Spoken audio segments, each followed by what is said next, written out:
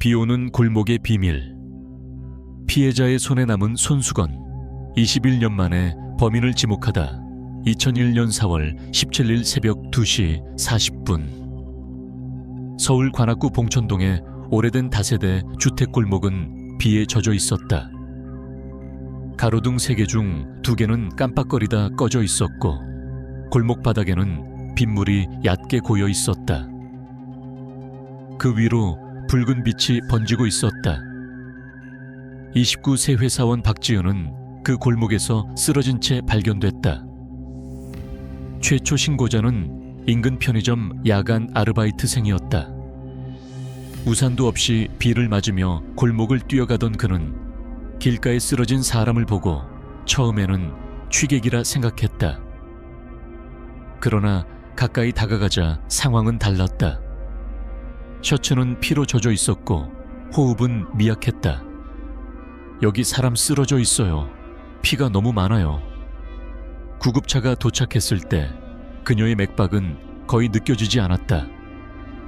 병원으로 옮겨졌지만 오전 3시 27분 사망 판정이 내려졌다. 사인은 흉기에 의한 과다출혈. 사건 현장에는 비가 계속 내리고 있었다. 빗물은 핏자국의 경계를 흐리게 만들었고 발자국은 번져 형체를 알아보기 어려웠다. 초동 수사의 가장 치명적인 조건이었다. 서울관악경찰서 강력팀 형사 김태식은 우비를 걸친 채 골목을 둘러보고 있었다. 10년 경력의 베테랑이었지만 비오는 살인 현장은 늘 불길했다. 지갑은? 없습니다. 가방은 열려 있고요. 강도치사 가능성이 높아 보였다. 그러나 피해자의 휴대전화는 그대로 가방 안에 있었다. 당시 휴대전화는 고가 물품이었다. 단순 금품 목적이라면 가져갔을 가능성이 컸다. 몸싸움 흔적은 왼손 손톱 밑에 피부 조직 조금 남아 있습니다. 국과수 요원이 조심스럽게 채취했다. 그러나 문제는 비였다. 이 빗물이 상당수의 미세 증거를 씻어냈을 가능성이 컸다. 그때 한 순경이 외쳤다. 형사님, 이거... 피해자의 오른손이었다. 손가락이 비정상적으로 굳어 있었다. 마치 무언가를 끝까지 놓지 않으려는 듯 움켜쥔 형태. 김태식 형사가 무릎을 꿇고 손을 살폈다. 피로 젖은 흰 천이 보였다. 손수건이네. 천은 접힌 채 손 안 깊숙이 끼어 있었다. 단순히 떨어진 것이 아니라 누군가 쥐어준 듯한 모양이었다. 손수건 모서리에는 작은 자수가 있었다. JH. 피해자 소지품입니까? 아닙니다. 유족 확인해봤는데 이런 이니셜 물건은 없답니다. 손수건은 증거 봉투에 담겼다. 그 순간 김태식은 설명할 수 없는 느낌을 받았다. 범인이 실수로 흘린 것이라기엔 너무 정갈했고 일부러 남긴 것이라기엔 이해가 되지 않았다. 비는 새벽 4시가 넘어서야 그쳤다. 아침이 밝자 피해자의 신원이 언론에 공개됐다. 박지은 29세 중소무역회사 사원. 퇴근 후 동료들과 저녁을 먹고 귀가하던 길이었다. 범행 추정 시간은 새벽 2시 20분 전후. 형사들은 그녀의 동선을 재구성했다. 지하철에서 내려 집까지 도보 7분 거리. 그 사이 어둡고 인적이 드문 골목이 하나 있었다. 사건은 그 지점에서 발생했다. 가장 먼저 조사 대상이 된 사람은 전 남자친구였다. 최근 결별했고 다툼이 있었다는 진술이 나왔다. 그러나 사건 당일 그는 부산 출장 중이었고 숙박 기록과 동료 진술이 일치했다. 두 번째는 회사 동료. 피해자와 금전 문제로 갈등이 있었다. 하지만 통화 기록과 CCTV가 그의 알리바이를 입증했다. 세 번째는 같은 동네에 거주하던 전과자 김모 씨. 절도 전과가 있었고 사건 시간대 근처를 배회한 정황이 있었다. 그러나 흉기와 연결되지 않았고 손수건 이니셜과도 무관했다. 수사는 빠르게 확산됐지만 결정적인 증거는 나오지 않았다. 국과수 1차 감정 결과가 도착했다. 손수건에서 피해자의 혈흔 다량 검출 지문은 불완전, 대조 불가미량의 타인 세포 존재 가능성이 있으나 분석 한계 2001년 당시 DNA 분석은 지금처럼 정밀하지 않았다. STR 분석은 가능했지만 미량 시료에서 완전한 프로파일을 얻기 어려웠다.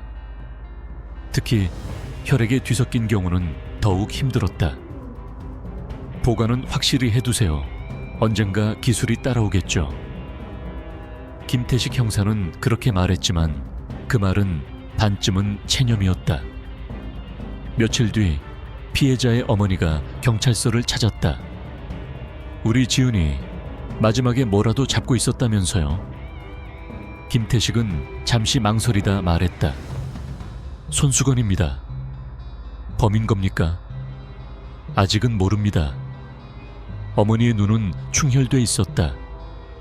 그거 꼭 잡아주세요. 우리 애가 놓지 않았다는 건 이유가 있을 거예요. 그 말은 형사의 마음에 오래 남았다. 수사는 6개월 넘게 이어졌다. 주변 300여 명 탐문, 120명 DNA 동의 채취. 그러나 일치자는 나오지 않았다. 손수건의 이니셜 JH를 기준으로 동네 주민 명단을 추려봤지만 명확한 용의자는 특정되지 않았다. 당시 맞춤 자수 업체들도 일일이 조사했으나 소규모 업소 대부분은 기록을 남기지 않았다. 시간이 흐르면서 단서는 사라졌다. 2002년 사건은 장기 미제로 분류됐다. 파일에는 붉은 도장이 찍혔다. 미제. 김태식은 마지막 보고서에 이렇게 적었다. 피해자의 오른손에서 발견된 흰색 손수건 이니셜 JH은 본 사건의 핵심 단서로 판단됨. 향후 DNA 분석 기술 발전 시 재감식 필요. 그는 서류를 덮으며 중얼거렸다. 완전 범죄라고 생각하겠지. 하지만 실수는 남는다. 그때는 몰랐다. 그 실수가 21년을 버틸 줄은. 비가 그친 골목은 아무 일도 없었다는 듯 조용해졌다. 그러나 증거 보관실 깊숙한 곳 작은 봉투 하나가 남아 있었다. 피로 물든 손수건 한 장.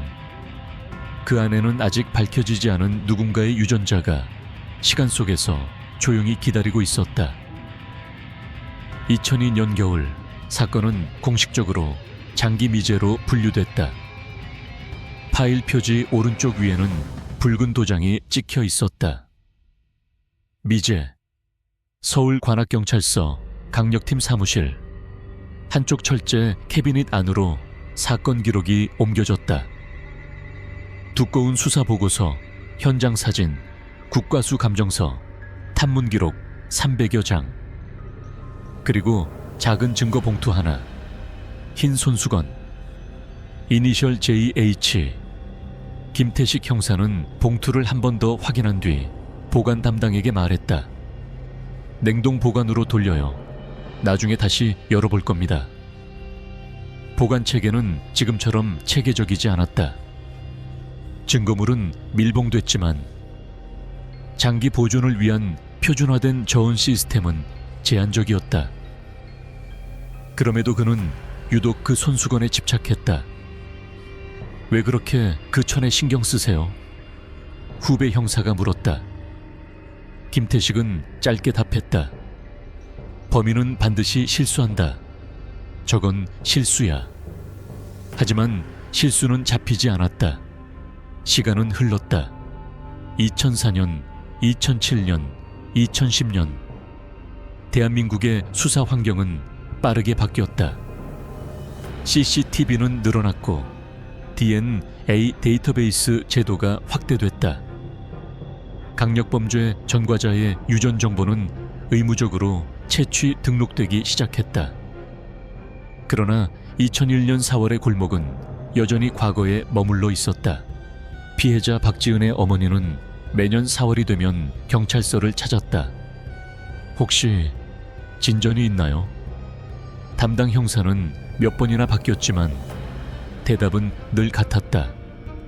죄송합니다. 아직은. 어머니는 수사 기록을 들춰보며 물었다. 손수건은요? 그 질문은 늘 형사들을 멈칫하게 만들었다. 보관 중입니다. 그녀는 고개를 끄덕였다. 그거 버리지만 말아주세요. 그 한마디에는 10년의 시간이 담겨 있었다. 2005년 한 남성이 폭력 사건으로 검거됐다. 이름은 정현우, 1975년생, 경기도 거주. 단순 폭행 사건이었지만 법 개정으로 인해 DNA가 채취돼 데이터베이스에 등록됐다. 그의 정보는 수만 명의 다른 범죄자 데이터 사이에 조용히 저장됐다. 아무도 연결하지 못한 채 2015년 국립과학수사연구원은 콜드케이스 재감식 프로젝트를 시작했다. 과거 기술 한계로 분석하지 못했던 증거물들을 최신 장비로 다시 들여다보는 작업이었다. 서울지방경찰청도 미제 사건 전담팀을 구성했다. 그해 가을 2001년 관악구 사건 파일이 다시 캐비닛에서 꺼내졌다. 파일 가장 앞장에는 김태식 형사의 메모가 붙어 있었다. 손수건 재감식 필요. 김태식은 이미 퇴직한 상태였다. 그러나 그의 글씨는 또렷했다. 사건은 전담팀 소속 이준호 경위에게 배당됐다. 30대 중반, 과학수사 경험이 많은 형사였다. 그는 사건 개요를 읽으며 중얼거렸다. 비 오는 새벽, CCTV 없음, 우발적 강도 추정. 그런데 손수건. 그는 증거 보관실로 향했다. 금속 문이 열리고 차가운 공기가 흘러나왔다. 보관번호 2001-0417. 봉투는 여전히 밀림되기 밀봉 상태였다. 상태 괜찮습니까? 보관 기록상 훼손은 없습니다. 이준호는 조심스럽게 봉투를 확인했다. 21년의 시간이 흘렀지만 천은 여전히 흰색의 형태를 유지하고 있었다. 다만 혈흔은 짙은 갈색으로 변해 있었다. 그는 국과수에 정식 재감식을 의뢰했다. 요청 항목에는 이렇게 적혔다. 고감도 STR 분석 Y, STR 분석 미량세포 분리검사, DNA 데이터베이스 전수대조 재감식은 단순하지 않았다. 오래된 혈흔 속에서 타인의 세포를 분리해내는 작업은 고도의 정밀성을 요구했다. 연구원들은 손수건 섬유 안쪽 접힌 부분, 혈흔이 덜 스며든 가장자리까지 세밀하게 채취했다. 일주일이 지났다. 이준호의 전화가 울렸다. 경위님, 국과수입니다. 결과 나왔습니까? 잠시 정적. 손수건 섬유 안쪽에서 남성 DNA가 검출됐습니다. 피해자와 무관합니다. 이준호의 손이 굳었다. 프로파일 확보됐습니까? 부분이 아니라 완전 프로파일입니다. STR 15개 좌위 확보. 그는 숨을 내쉬었다. 데이터베이스 대조는요? 현재 진행 중입니다. 전화가 끊긴 뒤 사무실 공기가 무겁게 가라앉았다. 동료 형사가 물었다. 나왔어? 이준호는 짧게 답했다. 남성 DNA. 완전 프로파일. 그 말은 곧 의미를 갖고 있었다. 21년 동안 이름 없이 남아있던 누군가의 유전 정보가 이제 숫자와 코드로 존재하게 된 것이다. 이틀 뒤 다시 전화가 왔다. 부분 일치자 확인됐습니다. 이름은 정현우, 1975년생, 2005년 DNA 등록. 이준호는 화면에 뜬 정보를 바라봤다. 정현우, 이니셜 JH, 손수건 자수와 동일했다. 개요 주제는 현재 경기도 시흥. 그는 의자의 등을 기대며 천장을 올려다봤다. 21년, 그 시간 동안 범인은 결혼했고 직장을 옮겼고 평범한 일상을 살았을 가능성이 컸다. 하지만 유전자는 거짓말을 하지 않았다. 이준호는 과거 수사 기록을 다시 뒤졌다. 2001년 주민 명단 속에 정현우라는 이름은 없었다. 주소 이전 기록을 조회하자 사건 직후인 2001년 6월 관악구에서 경기 남부로 전입한 기록이 확인됐다. 2달 뒤 이사, 우연이라고 보기엔 묘했다. 그는 추가 분석을 지시했다. Y, STR 분석 결과 역시 동일 계통으로 확인됐다. 오차 확률은 1조 분의 1 이하. 이제 단순 참고인이 아니었다. 유력 피의자였다. 이준호는 퇴직한 김태식 전 형사에게 전화를 걸었다. 선배님, 2001년 관악 사건 기억하십니까? 잠시 침묵 뒤 낮은 목소리가 들려왔다. 손수건. 맞습니다. DNA 나왔습니다. 수화기 너머에서 숨 들이쉬는 소리가 크게 울렸다. 잡았냐? 곧입니다. 김태식은 한동안 말을 잇지 못했다. 그 어머니 아직 살아계신가? 네. 꼭 알려드려라. 전화가 끊겼다. 이준호는 창밖을 바라봤다. 비는 오지 않았다. 맑은 오후였다. 그러나 그의 머릿속에는 2001년 4월 그 비오는 골목이 선명하게 떠올랐다. 피해자의 손에 쥐어진 흰 손수건. 그 안에 남아있던 세포 몇 개. 21년 동안 멈춰있던 사건이 이제 다시 움직이기 시작했다. 2022년 9월 초 서울경찰청 미제사건 전담팀 회의실.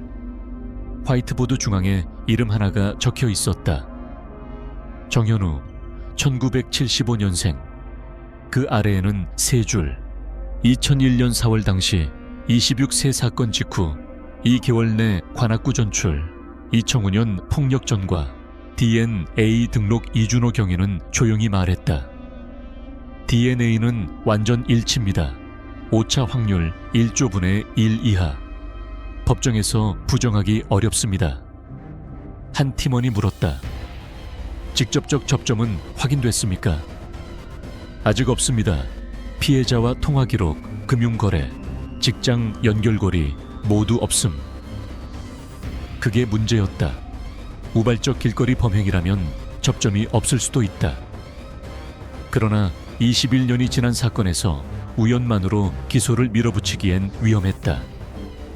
수사는 더 촘촘해야 했다. 정현우의 과거를 역추적하는 작업이 시작됐다. 2001년 당시 그는 관악구 봉천동 반지하 원룸에 거주했다. 직업은 건설 현장 일용직. 일정한 수입은 없었고 카드 사용 기록도 많지 않았다. 그러나 한 가지 기록이 눈에 띄었다. 2001년 4월 16일 오후 7시 12분 관악구 소재 맞춤 양복점에서 48,000원 결제. 품목 셔츠 한 벌, 손수건 2장, 이니셜 자수 포함. 이니셜 JH. 이준호는 영수증 사본을 바라봤다. 사건 하루 전 양복점은 이미 폐업한 상태였지만 당시 업주를 수소문 끝에 찾았다. 70대가 된 그는 흐릿한 기억을 더듬었다. 손수건이요. 젊은 남자였던 것 같아요. 이름 정씨였나. 이니셜 새겨달라고 했죠. 요즘은 그런 거 잘 안 하지만 그땐 가끔 있었어요. 몇 장이었습니까? 2장. 수사팀은 고개를 마주봤다. 현장에서 발견된 건 한 장뿐이었다. 정현우는 현재 경기도 시흥의 한 빌라에서 아내와 고등학생 딸과 함께 살고 있었다. 물류회사 배송기사로 근무 중이었다. 이웃 평판은 조용한 가장이었다. 그의 범죄 경력은 2005년 폭행 사건 단 한 건, 술자리 시비였다. 21년 동안 조용히 살았다. 팀원 중 한 명이 중얼거렸다. 이준호는 단호했다. 조용히 살았다는 게 죄가 사라지는 건 아닙니다. 체포영장이 발부됐다. 2022년 9월 3일 새벽 6시 10분. 현관문 앞 형사 4명이 배치됐다. 정현우 씨, 경찰입니다. 문 열어주세요. 문 안쪽에서 인기척이 멈췄다. 몇 초간의 정적. 문이 열렸다. 47세의 남자. 잠에서 막 깬 얼굴. 그의 눈은 형사들의 수를 빠르게 계산하듯 흔들렸다. 무슨 일입니까? 이준호가 수갑을 꺼냈다. 2001년 4월 17일 살인사건 관련 긴급 체포합니다. 그의 표정이 굳었다. 그게 아직도 안 끝났습니까? 그 한마디가 형사들의 시선을 날카롭게 만들었다. 조사실. 벽식의 초침 소리만 또각거렸다. 이준호는 차분히 자료를 펼쳤다. 2001년 4월 16일 맞춤 양복점에서 손수건 2장 주문하셨죠? 기억 안 납니다. 이니셜 JH 자수. 정현우는 입술을 핥았다. 흔한 이니셜 아닙니까? 이준호는 증거 사진을 내밀었다. 피로 젖은 손수건. 이게 피해자 손에 쥐어져 있었습니다. 정현우의 시선이 잠시 멈췄다. 아주 짧은 순간이었다. 그러나 형사는 놓치지 않았다. DNA 분석 결과 손수건 안쪽에서 검출된 남성 유전자와 당신의 유전자가 일치합니다. 정현우는 침묵했다. 99.9999% 일치입니다. 우연일 확률은 없습니다. 한참 뒤 그가 말했다. 잃어버렸을 겁니다. 언제요? 모릅니다. 사건 직후 2달 안에 관악구에서 이사 갔습니다. 일 때문에 옮긴 겁니다. 이준호는 목소리를 낮췄다. 피해자 손에 왜 당신 손수건이 있었습니까? 침묵. 시계 초침 소리가 점점 크게 들렸다. 1차 조사는 8시간 넘게 이어졌다. 정현우는 계속 부인했다. 그러나 과학은 단단했다. 손수건 섬유 안쪽 접힌 부분에서 검출된 피부세포. 단순히 떨어진 것이 아니라 반복 접촉 흔적이 있는 위치였다. 이는 손수건을 지속적으로 사용한 사람의 세포일 가능성이 높았다. 게다가 피해자의 손가락 사이에 깊숙이 끼워진 형태. 국과수 감정 의견은 명확했다. 단순 낙하가 아닌 외력에 의해 쥐어졌을 가능성 배제할 수 없음. 이준호는 전략을 바꿨다. 당시 26세였죠. 돈이 필요했습니까? 아니라고 했지 않습니까? 지갑은 가져갔죠. 그의 눈동자가 흔들렸다. 그건 아직 언론에도 공개되지 않은 사실이었다. 이준호는 일부러 말하지 않았다. 반응을 보기 위해서였다. 정현우는 순간적으로 고개를 들었다가 다시 숙였다. 실수였다. 2차 조사. 증거가 하나 더 나왔다. 사건 당일 새벽 2시 10분경 인근 공중전화 부스에서 동전 사용 기록이 확인됐다. 위치는 피해자 귀가 동선과 겹쳤다. 통화 상대는 확인 불가였지만 공중전화에 남아있던 지문 일부가 정현우의 지문과 12개 포인트 일치했다. 완전 일치는 아니었지만 참고 증거로 충분했다. 이준호는 조용히 말했다. 이제 선택하십시오. 우발입니까? 계획입니까? 정현우는 얼굴을 감쌌다. 어깨가 미세하게 떨렸다. 죽일 생각은 없었습니다. 처음 나온 인정. 돈이 필요했습니다. 술 마셨고 지갑을 빼앗으려다 소리를 질러서 흉기는 주머니에 있던 접이식 칼. 왜 가지고 다녔습니까? 현장에서 쓰려고. 말이 멈췄다. 이준호가 눈을 좁혔다. 우발이라면서요? 정현우는 아무 말도 하지 못했다. 그는 결국 일부를 인정했다. 강도 목적 접근, 몸싸움, 흉기 사용. 그러나 끝까지 주장했다. 살인은 의도가 아니었습니다. 손수건에 대해서는 이렇게 말했다. 피를 닦으려고 꺼냈다가 정신없이 도망쳤습니다. 놓고 간 줄 몰랐습니다. 그러나 형사들은 믿지 않았다. 피해자의 손에 쥐어진 상태. 누군가 쥐어주지 않으면 그렇게 깊이 들어갈 수 없었다.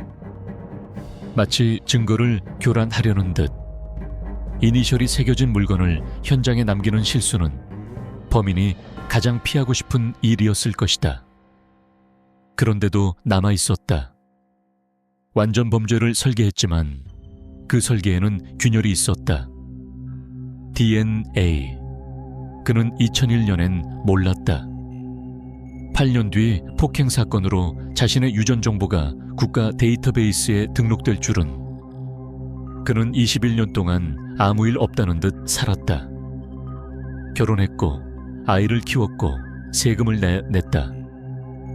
그러나 손수건 섬유 속 세포 몇 개는 조용히 그를 기다리고 있었다. 이준호는 조사 기록 마지막 줄에 적었다. 피의자 정현우, 살인 및 강도 혐의 자백 일부 확보. 손수건 DNA 완전 일치. 완전 범죄 주장 붕괴. 21년 전 비가 모든 흔적을 지웠다고 믿었던 그 밤. 하지만 과학은 빗물보다 오래 남았다. 2023년 3월 서울중앙지방법원 형사합의부. 법정 방청석은 이례적으로 가득 차 있었다. 21년 미제 사건, DNA로 밝혀진 범인, 손수건 한 장. 언론은 이 사건을 이렇게 불렀다. 손수건 DNA 사건. 피고인석에 앉은 정현우는 회색 수의를 입고 있었다. 47세.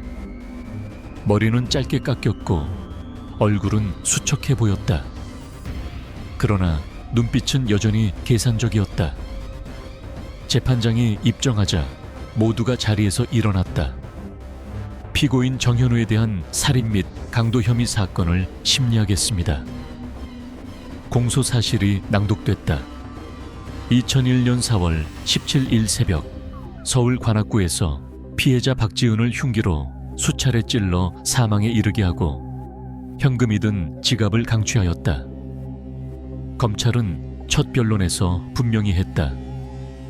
이 사건은 단순한 우발적 폭행이 아닙니다. 피고인은 흉기를 소지한 채 귀가 중인 여성을 뒤따라 접근했습니다. 이는 계획적 범행입니다. 변호인은 반박했다. 피고인은 우발적으로 범행을 저질렀으며 살인의 고의는 없었습니다. 또한 21년이 지난 사건으로 기억의 왜곡 가능성도 존재합니다. 그러나 재판의 핵심은 단 하나였다. DNA. 국립과학수사연구원 감정관이 증인석에 섰다. 손수건 섬유 안쪽에서 남성의 ST, R15개 좌위가 완전하게 검출되었습니다. 피고인의 DNA와 모든 좌위가 일치합니다. 검사가 물었다. 오차 확률은? 대한민국 인구 집단 기준 동일 프로파일이 우연히 일치할 확률은 약 1조 분의 1 이하입니다. 법정이 조용해졌다. 변호인이 질문했다. 20일년간 보관된 증거입니다. 오염 가능성은 없습니까? 감정관은 단호했다. 증거 봉투는 밀봉 상태였으며 보관 기록상 개봉 이력은 없습니다. 오염 가능성은 극히 낮습니다. 다음 증거는 양복점 카드 결제 기록이었다. 사건 전날 손수건 2장 주문, 이니셜 JH, 그리고 공중전화, 지문 일부 일치. 검찰은 논리를 완성했다. 피고인은 흉기를 소지하고 범행을 준비했습니다. 범행 후 피를 닦기 위해 손수건을 사용했고 현장에 남겨졌습니다. 피해자의 손에 쥐어진 상태는 우연으로 보기 어렵습니다. 피해자의 어머니가 증인석에 섰다. 21년의 세월이 얼굴에 고스란히 남아있었다. 저는 매년 4월이면 그날로 돌아갑니다. 법정은 숨을 죽였다. 우리 딸이 마지막에 뭘 잡고 있었는지 그걸 꼭 잡아달라고 했습니다. 그녀는 피고인을 바라봤다. 왜 우리 애였습니까? 정현우는 고개를 들지 못했다. 그 순간 법정 안의 공기가 무겁게 가라앉았다. 최후 변론. 검찰은 구형했다. 피고인은 계획적으로 범행을 저질렀고 21년간 죄를 숨긴 채 살아왔습니다. 이는 반성 없는 태도입니다. 무기징역을 구형합니다. 변호인은 선처를 호소했다. 피고인은 현재 가족을 부양해온 가장입니다. 우발적 범행이며 깊이 반성하고 있습니다. 마지막으로 피고인에게 발언 기회가 주어졌다. 정현우는 마이크를 잡았다. 우발이었습니다. 술에 취해 있었고 순간적으로 판단을 잘못했습니다. 21년 동안 죄책감 속에 살았습니다. 그는 잠시 말을 멈췄다. 죽일 생각은 없었습니다. 그 말은 끝까지 반복됐다. 2023년 6월 28일 선고 공판. 법정은 다시 가득 찼다. 재판장은 판결문을 읽어 내려갔다. 이 사건은 21년간 미제로 남아 있었다. 그러나 과학적 증거에 의해 피고인의 범행이 명백히 입증되었다.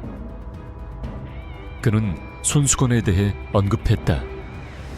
피해자의 손에 쥐어진 손수건은 단순한 물건이 아니라 이 피고인의 존재를 증명한 결정적 증거이다. 잠시 정적이 흘렀다. 모두가 숨을 멈춘 듯 조용했다.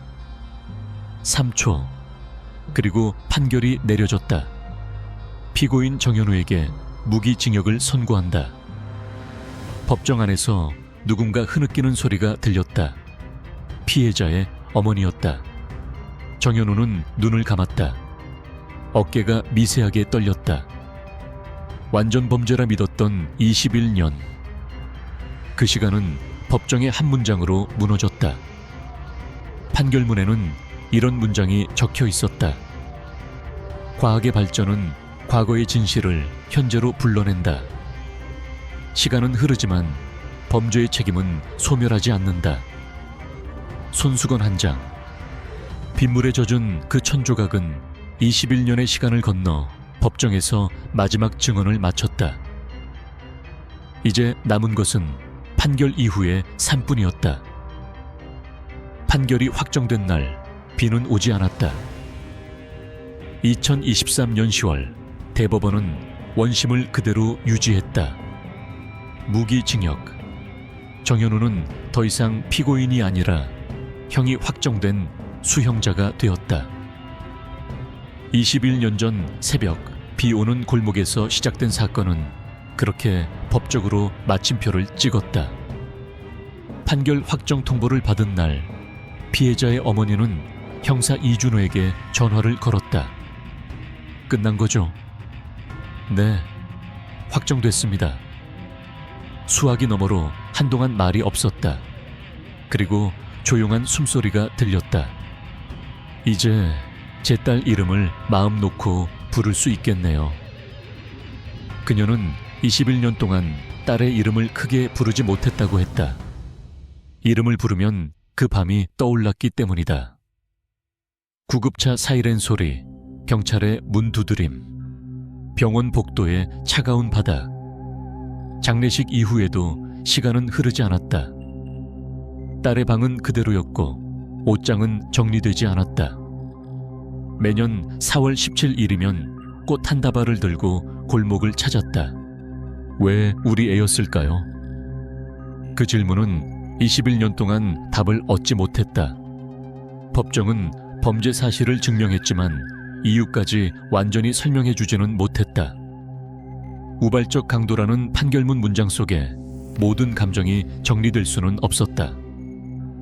이준호 경위는 사건 기록을 마지막으로 정리했다. 2001년 4월 17일 피해자 박지은 피의자 정현우 결과 유죄 확정. 그는 오래된 사진 한 장을 다시 바라봤다.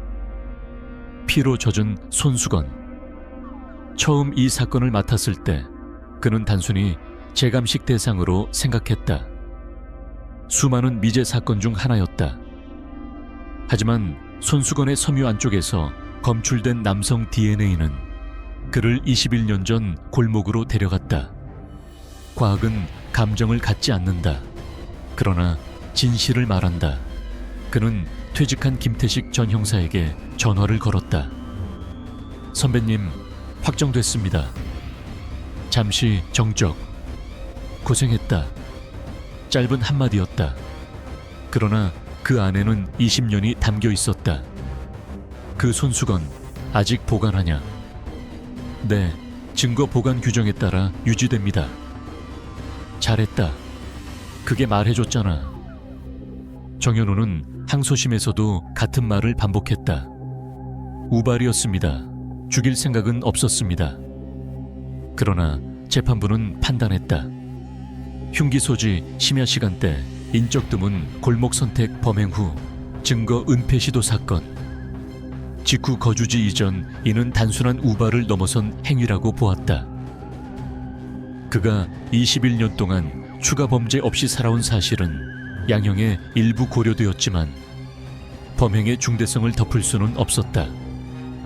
사건이 언론에 다시 보도되자 사회는 여러 질문을 던졌다. 완전 범죄는 가능한가? 21년이 지나도 처벌할 수 있는가? 과학 수사의 한계는 어디인가? 전문가들은 말했다.